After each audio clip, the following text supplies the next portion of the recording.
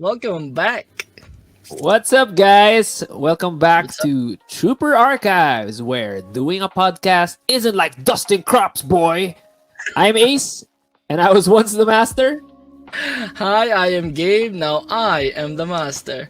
This is our sixth episode of the series. What do you think, Ace? Sixth Six episodes. episodes! All right, guys. So Damn. since it's our sixth episode, guys, there are five more episodes before this one. Hope you could go visit the YouTube channel, watch it. We're also on Spotify. Gabe will tell you more about it in a few minutes. But apart from this series, which we talk about A New Hope, as Gabe mentioned, we also have some shorts on Star Wars, some tidbits of information. That is right. And we also have our reaction videos up on YouTube. So go check those out. Check those out, guys. Yep. All right. So, if you want to listen to our podcast, all right, you can listen to us in Amazon Music, Apple Podcasts, Google Podcasts, Spotify, and other platforms you can see on screen. But if you prefer watching us, live, subscribe to our YouTube channel at Trooper Archives. All right. So, Ace, favorite segment on this day in Star Wars. Let's go. What happened All right. today? What happened today? All right, so today is September 12th.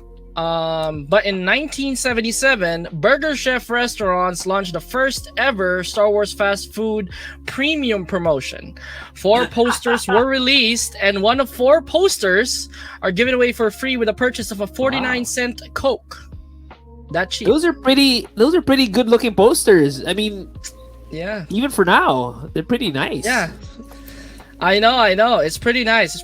So, I think you'll like this one. On the same day in 2006, the original Star Wars trilogy was released on DVD with the unaltered version as a bonus. That is right, the unaltered one. Yeah, Unaltered is the best. I know. I mean, I get like improving the looks of the lightsaber, the looks of the the gunfire The and yeah. space graphics and whatever. But Yeah, additional scenes, additional creatures, we don't need any of those. true. So we're gonna go ahead and do a recap. So Okay, what yeah. happened last episode? So we talked about back in episode 5, we talked about leaving Tatooine, the exodus of Luke from his home all of his life. We talked about most of the discussions last episode was about the Mos Eisley Cantina, which is an iconic, space western scene. You gotta love it. We talked about Greedo. We talked about who shot first. We talked about the additional Jabba the Hutt scene, which I didn't like, which I don't like. You disliked, yeah. There's I some pros and disliked cons in it, yeah. There are no pros. And of course, seeing the Millennium Falcon for the very first time, and just That is true. before seeing it, there was actually a build up to it inside the cantina with the What is an conversation aluminum of falcon? the aluminum falcon. Yeah, so that's what we talked about, and leading up to this scene, which we're gonna discuss now, is we're gonna discuss about the journey of the Falcon to one of the most iconic battle stations in all of sci-fi and fantasy. Yeah. Well, that wasn't their original destination. The original destination right. was to be in Alderaan. Yeah. They charted a course to Alderaan. Yeah. So, I like this scene actually. As a kid, I really love this scene because of this is the first scene that they've shown how hyperspace travel works on Star Wars. Okay, so we're talking about yeah. just being in a cockpit of the being in the cockpit of the Millennium Falcon in space, being pursued by 2 Star Destroyers. That's true, yeah. And Luke was complaining that, that's hence the line you said. Luke was backseat driving it. Yeah. Hyperspace travel is traveling through hyperspace isn't like dusting crops, boy.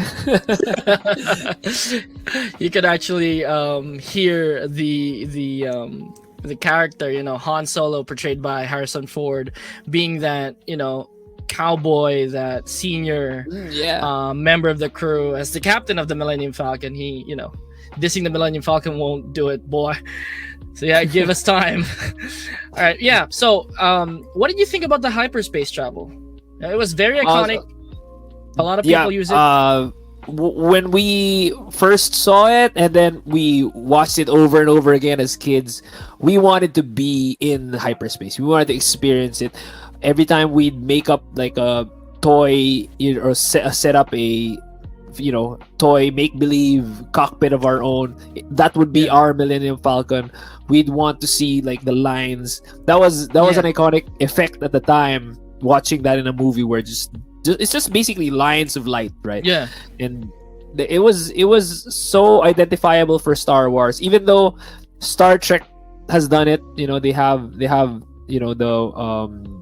warp. They use the warp drive for that. But for me, hyperspace is Star Wars. It's in Star. It's in that world. So very identifiable as part of the Star Wars world. Yeah. And did you ever wonder why they just allow the ship while they're in hyperspace, like the captain, the crew in the cockpit, or wherever they control the ship, the bridge or whatever in a ship, they leave, or they do not look into the window of the ship? Oh, you mean they don't look straight ahead? Yeah, when for a long period of time. Like, for example, right, when they went to hyperspace, Han Solo went to the back where they were hanging out, and Chewie was playing this board game.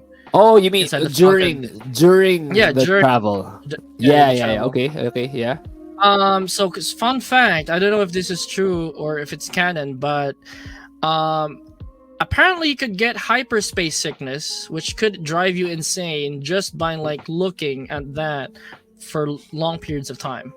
That is why Darth Vader, if you remember, you've watched Kenobi, right?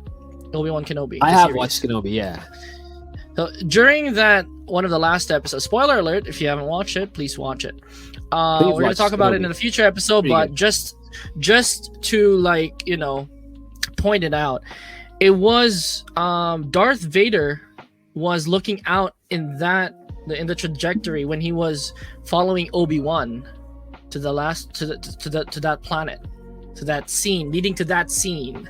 Oh, okay. He was looking straight ahead. That's how menacing he was, and that's how hyperspace sickness is just a small irritation to his condition. Overall condition. He's too badass to be puking. He's too badass. Yeah, true. Yeah, true. Either that, or he has a built-in puke disposal system in the suit. So probably. Yeah. Because he probably does everything else there. So, Yeah, true. We're not going to talk about the suit, but no. All right, not today. But yeah, so inside the Millennium Falcon, a lot of things were happening. The droids, R2 was playing with Chewbacca in this board game that's very iconic to Star Wars, inside the Millennium Falcon. So, did you ever? I never researched the name of the board game. Okay. But did you ever wonder how it was supposed to be played? Well, not really. The rules. I think. It looks like chess, but an altered version of chess. Yeah. It was kind of a chess game. It was a circular black and white checkered play area, and the holographic creatures would attack. It's just like Wizards chess. So where there's probably, I assume there's a control somewhere under the table, like on the side or whatever. I never really cared about it. I just thought that it's part of their world. It's how they pass the time, and it's pretty violent, which is cool. But I've never really had the inkling to look into it. Oh yeah, me too, actually. But one thing arose to that scene was Han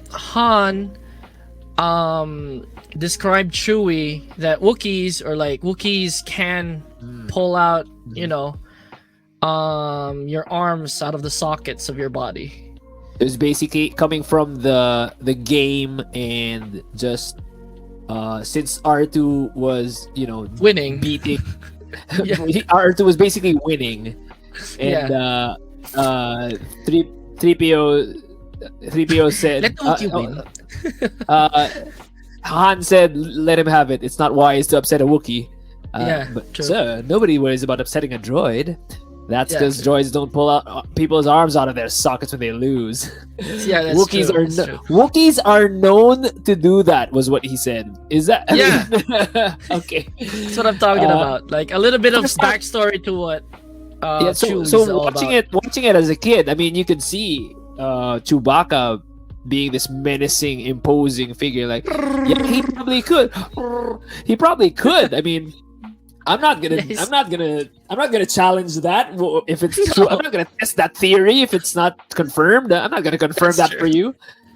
I'd rather have Let him- the let Wookiee him on my have the side. game. Let him Yeah. have the game. I'd rather have the Wookiee on my side instead of an enemy, Right. to Yeah, be yeah. honest. Yeah.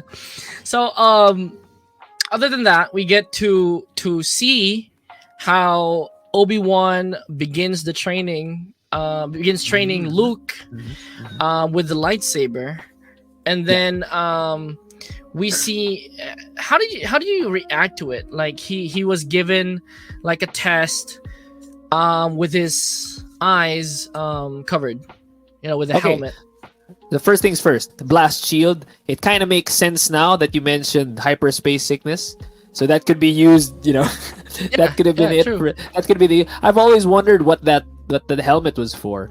But seeing that also, watching it back then in the 80s, it was a very important scene.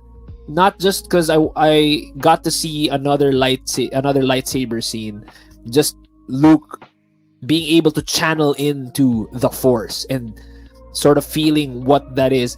Prior to this scene, we only had the Jedi mind trick, and maybe Obi-Wan sensing the death of the destruction of Alderaan, just as a way of having this energy, this power. Yeah, And then- the Force. But that was Ben. That was Obi-Wan. Yeah, he was that was he was Ben. already a master. He knew how to use it. And then Yeah. seeing Luke being able to channel that for the first time with the Yeah, that's true. lightsaber, it was like, okay, so this is gonna get real. Like this kid's gonna be able to use the Force. So all right, Yeah. let's see it. Let's see more of it. So yeah. Yeah, true. And then, like, Han gives his comments and sentiments about what they're, about the Force. I don't believe like a mystical being, being in charge of my destiny, something like that.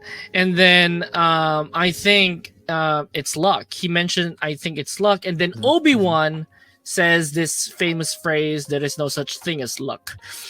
So, so this phrase is actually reused from a lot of like Star Wars content nowadays.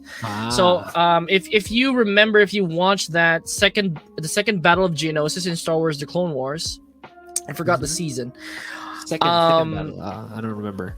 Yeah, the second Battle of Geonosis, wherein they actually wanted to destroy the fact, because in the first Battle of Geonosis they thought that they already destroyed the factories, but apparently it kept on because it's a planet, you can't really get rid of anything, with that scale. But then again, this scene, what I'm going to talk about is with Jedi Master Ki-Adi-Mundi when he boards the Republic gunship. Admiral Wolfie Lauren, if you remember him, he's the bearded guy, the narrator, and the admiral of Anakin's fleet. He says, "Good luck, General," and then Jedi Master Ki-Adi-Mundi says, "There is no such thing as luck." And I think after that, like, Yularen is just it fits right in. It fits right in with the dichotomy of Han Solo and Obi-Wan Kenobi being both mentors to Luke in one way or another. Yeah, true. In this journey, Luke needs both of them actually to influence him as a person. But you see the dichotomy between carving your own path, making your own destiny. Luck is a possibility, and there's always a chance for things to work out or not work out, as opposed That's to true. there's a thing as destiny. There's predestination. There's this entity or element around the world which is bigger than you, influencing your decisions, what you're going to, where you're going, and how things affect you. So there's that dimension, both having inputs in how Luke is going to deal with future obstacles. That's true. That's true. I agree. But yeah, so it was a good journey. And did you It was a ever good journey until they got to the destination. Yeah, the destination. Anyways, we'll talk about that more about that later. Let's go to the destination. So we're gonna talk about the Death Star. All right. Yeah. Okay.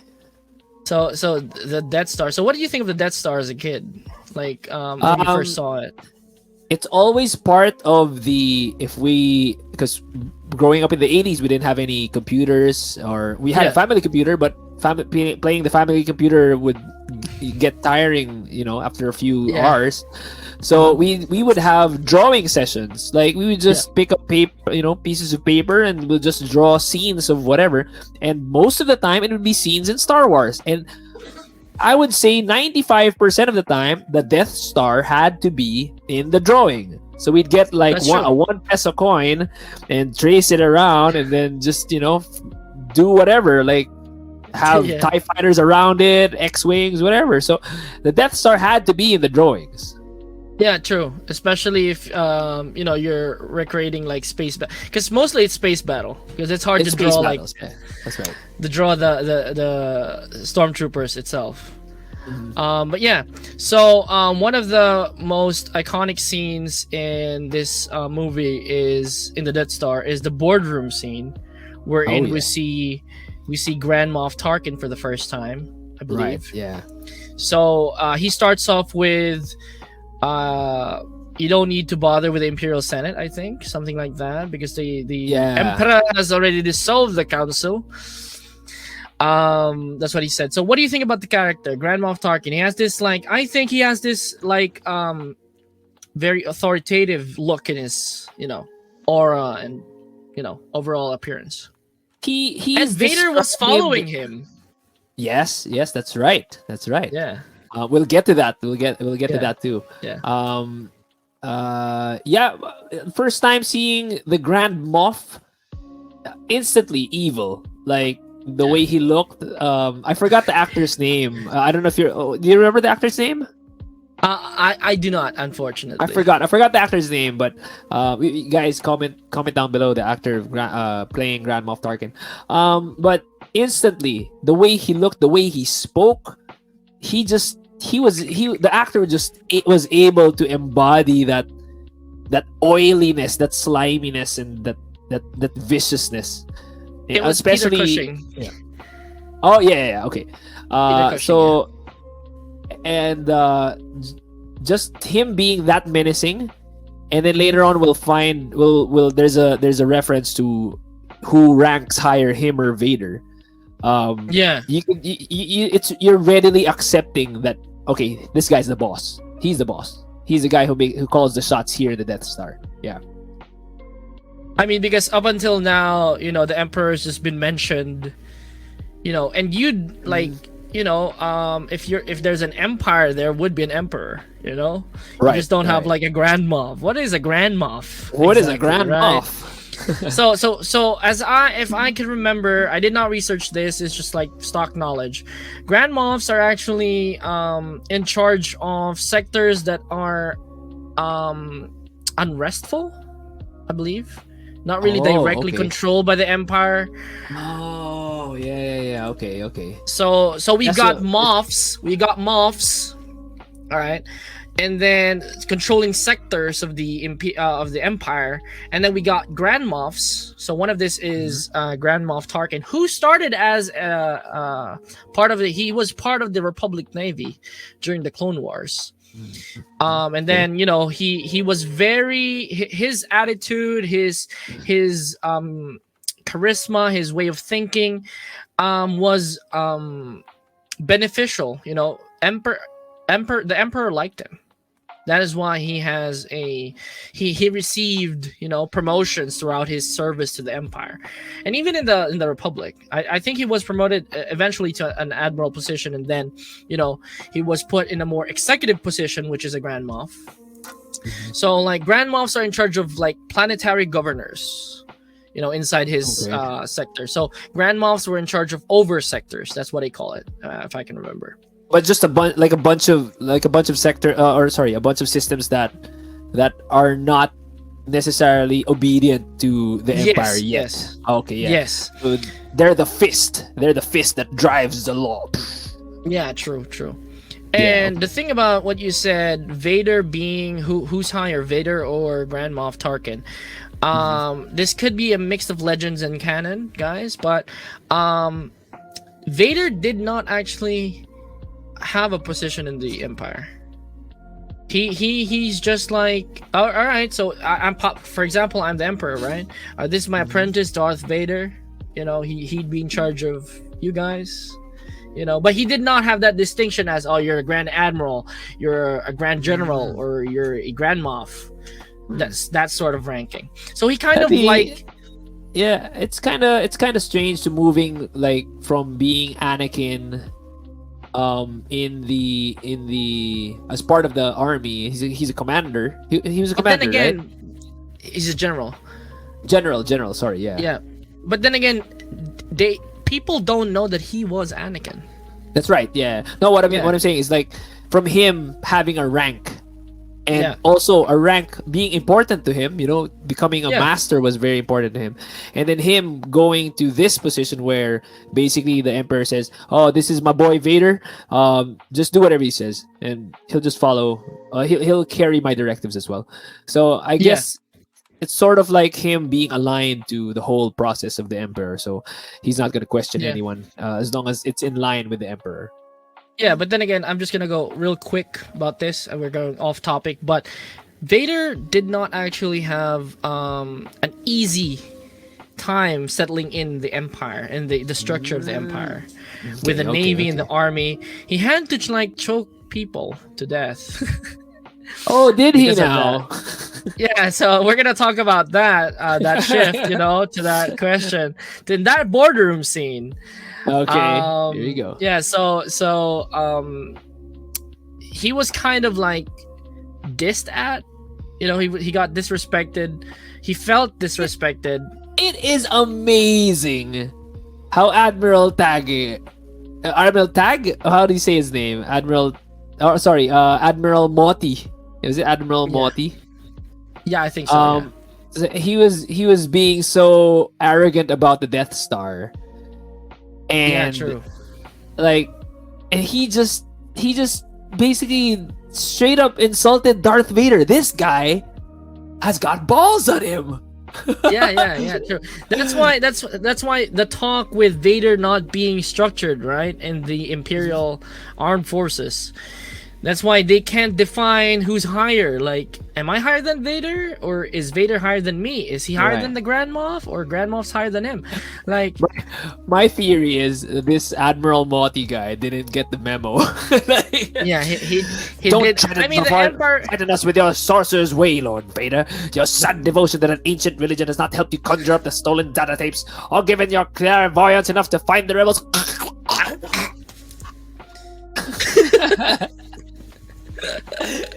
Guy did not get the memo. No, he did not. I mean, the empire is pretty big, and them like the information of Vader like outright killing his officers is maybe did not reach his ears. He was going into the boardroom like, I heard about this Vader guy. I'm gonna show this guy who's boss. Like, I'm gonna show him in front of the Grand Moff Tarkin. Yeah, maybe he was showing off with to Grand Moff Tarkin. So this boardroom scene, actually, fun fact, it has its own playset. You could actually have a playset. own figures. I would want that. And I would want that. yeah, and the admiral I mentioned earlier, the Admiral Wolf Yularen, that served Anakin in the Clone Wars, was present at that meeting. Whoa! No way. Yeah, was he there? was. It's canon. As a what? He transferred as from the transition to the Galactic Empire, from the Republic to the Empire, he transferred from the Navy to the ISB, the Imperial Security Bureau. Navy to that. Okay, the white guys. So if you remember the scene, there's this old dude with a white mustache and wearing white. He is Colonel Wolf Yularen of the ISB. Oh, interesting. Unfortunately, he died in the Death Star as well, the first Death Star. He was there. Well, a lot of people died in the Death Star, but yeah, true. But yeah, so going back to that, he was just like told off by Grand Moff Tarkin to stop doing what he was doing, the Force choke. Yeah. So Vader, release him. Yeah, true. So going back after the iconic line. Yeah. After Vader's iconic line. I find your lack of faith disturbing. Yeah. Every time. Or in my Bane voice. I find your lack of faith disturbing.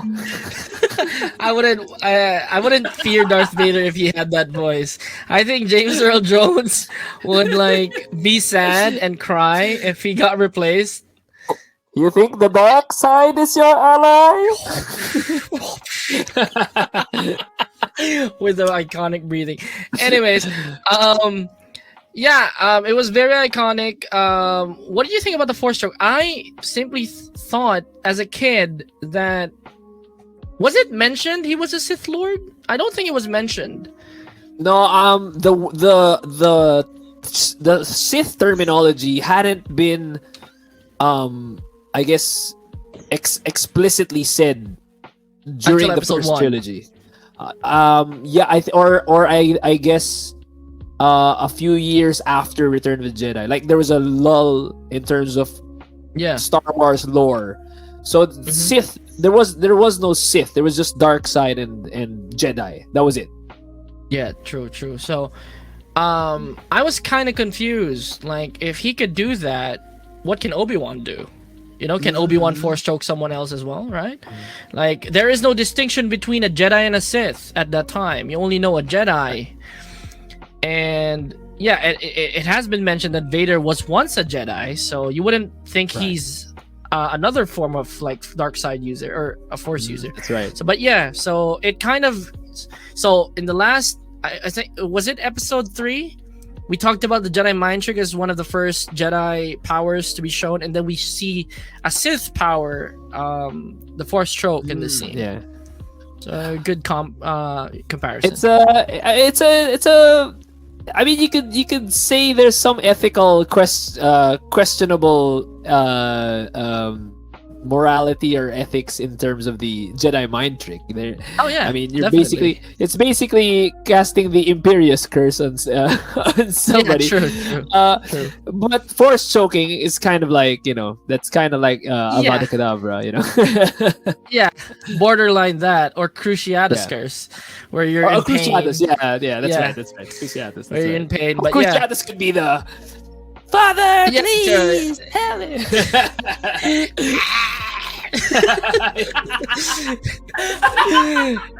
But yeah, so the episode 3. I thought it was I'm weak. Help me.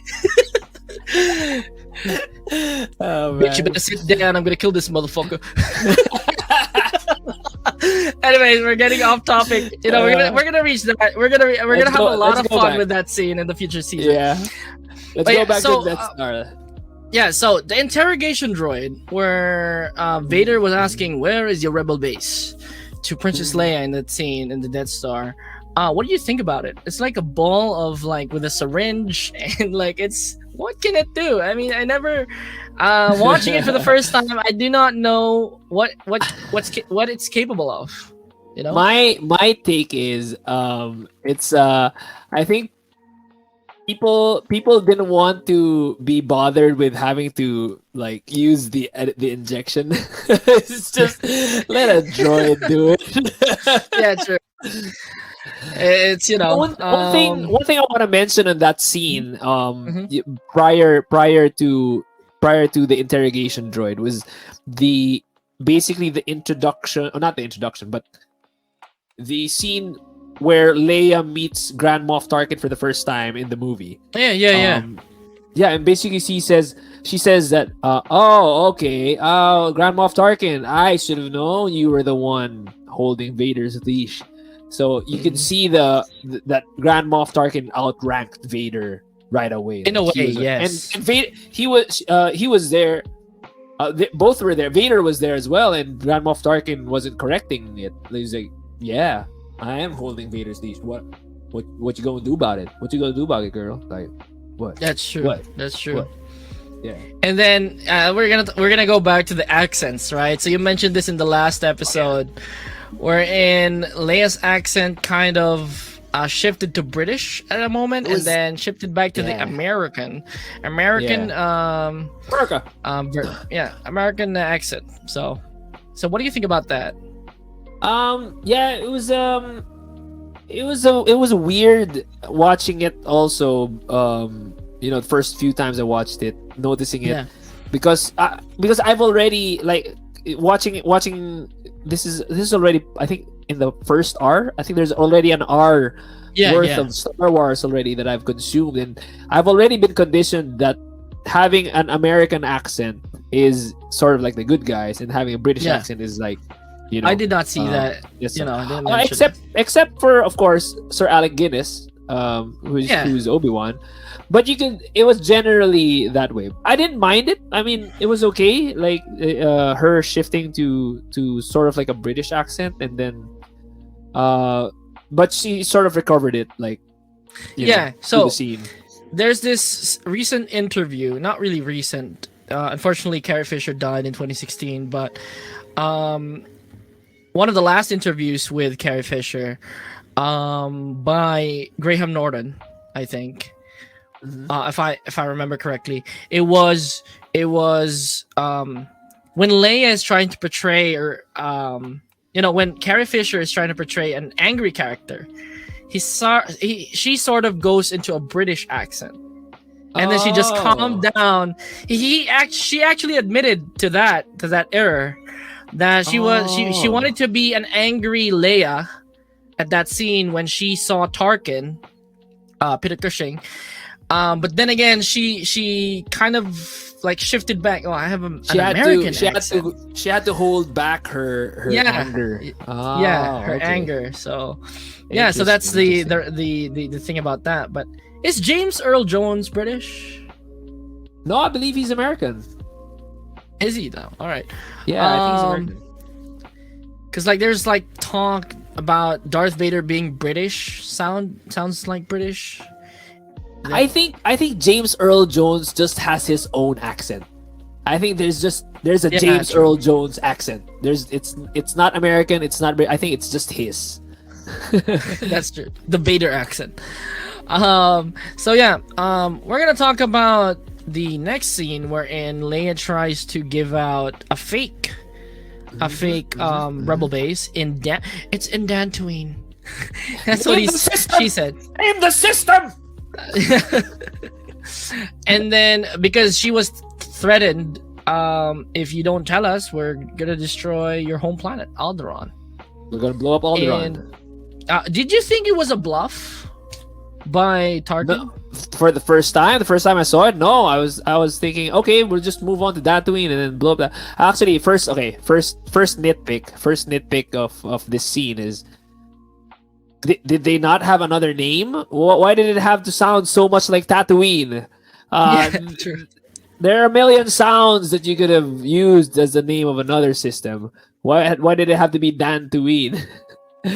But anyway, it's George again. Come on, George. Come on. It's okay. It's fine. It's your first try. Let's go. It's good. Pretty good. I mean, I like it. I like the word Tatooine. I want to sound like Tatooine, so I went to Tatooine. Yeah, something like that.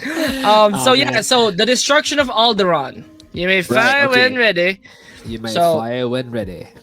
The sequence, it was like epic for me. It was epic, the and then like the shift firing in 3 2 1, and then like the laser in that shaft when the Imperial officers just like the Death Star troopers like, Laser. Why is there human access in that dangerous shaft? Come on. Yeah, I know. Is it like biohazard or something? Like, a super laser is just gonna come through that shaft, and you were just like standing there, like waiting for a train or something. Blast shield. But yeah, so and then Alderaan is in bits and pieces. Instantly. It's a full reactor shot by the first Death Star. It's the first planet to be destroyed. And then Leia was like, she was thinking about her father, her family, her friends, the people that she's a princess, she's royalty. Yeah. So she was expected to lead. But yeah, she and it was just, blew up in front of her eyes.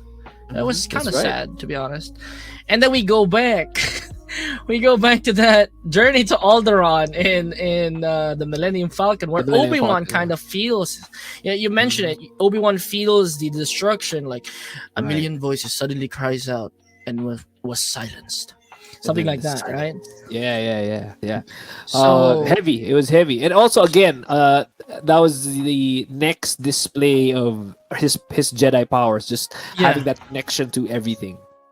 it's like in One Piece, it's like observation hacky, but like galactic wide observation hacky. That's pretty awesome, man. That's pretty I could badass. feel an alien eating in Mars, something like that, finishing his Mars burger.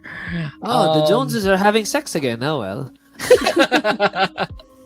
Yeah, but I think it's more just having the energy of life, and then that much energy just being snuffed out, and it dissipates from the millions of that like vibration of life and being zipped into zilch in just a matter of seconds. It was probably unheard of even for Obi-Wan with his experiences in the war, in the Clone Wars. It's just he's something that he'd never felt before, and it was that deep. It was that heavy.